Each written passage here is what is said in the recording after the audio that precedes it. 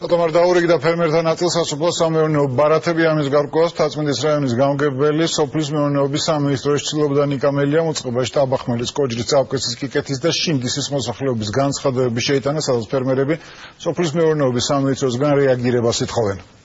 ეს ვაუჩერი ბოლო არ მოგვივიდა. Tarça ese დასათესი, დასახმელდა ესე გასაცოდებული არის ეს ტერიტორია. ელგუჯაია შაღაშვილი ერთ-ერთია იმ ფერმერთაგან, რომელსაც სოფლის სამეურნეო ბარათი არ მიუღია. ის თანასოფლელების მსგავსად თავს სოფლის მეურნეობით და მეცხოველეობით ირჩენს. ელგუჯა სასოფლო სამეურნეო დანიშნულების 3000 მეტრი მიწის ფართობი აქვს, თუმცა ამ ბლშომის დამუშავებას უსახსრობის გამო ვერ ახერხებს. მიწის ფართობის დამუშავება ვერც ხვიჩას უქიაშვილმა მოახერხა. სოფლის მეურნეობის მინისტრი რო გამოვიდა და გითხრა ყველა გრეხს დეგელხმარებით, თვითონ ამოვიდნენ ნახონ რამხელა მიწები გვაქვს, რა გვაქვს, ფერმები გვაქვს და ესე დაუმუშავებელი გვაქვს. დაიოთეს უნდა კარტოფილი, სვიმიდო, ლობიო, ხორბალი და ქერი. 1500-2000 ლარამდეც რა. და რაში გეყოფოდათ ეს? გეყოფოდა სასუქეში, გეყოფოდა სათეში, გეყოფოდა.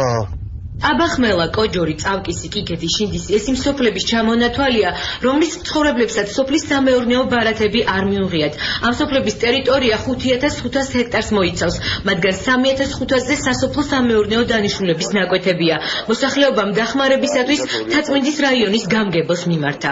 ეს ვაუჩერები თუ კი ეკუთვნის საერთოდ ყველას, ვისაც სოფლის მეურნეობა მიწები გააჩნია, საჭირო არის რომ ჩვენ ხალხსაც მოხედონ და ეს რაღაცა ვაუჩერი, ეს მიზერია რაღაცა დაამუშავოს თავისი მიწა, გამოიყენოს ოჯახისთვის. მთავრობამ დაავალა სოფლის მეურნეობის სამინისტროს, რომ მას პირადად განესაზღვრა პრიორიტეტები და დაერიგებია შესაბამის სოფლებისთვის.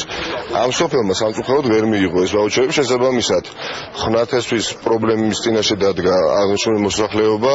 ნიკა მელიამ სოფლის მეურნეობის სამინისტროში მოქალაქეთა განცხადებები შეიტანა, რომელთა საფუძველზეც 200-მდე ადამიანი სამინისტროდან რეაგირებას მოითხოვს.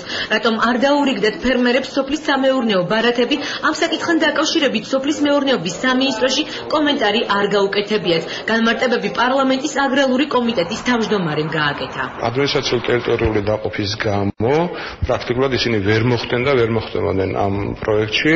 ამ პროგრამას მოყვება შემდგომი პროგრამა შესაშემოდგომო სამუშაოების. ამ ადამიანებსაც ექნებათ შესაძლებლობა, რომ მონაწილეობა მიიღონ სხვა ტიპის პროექტებში.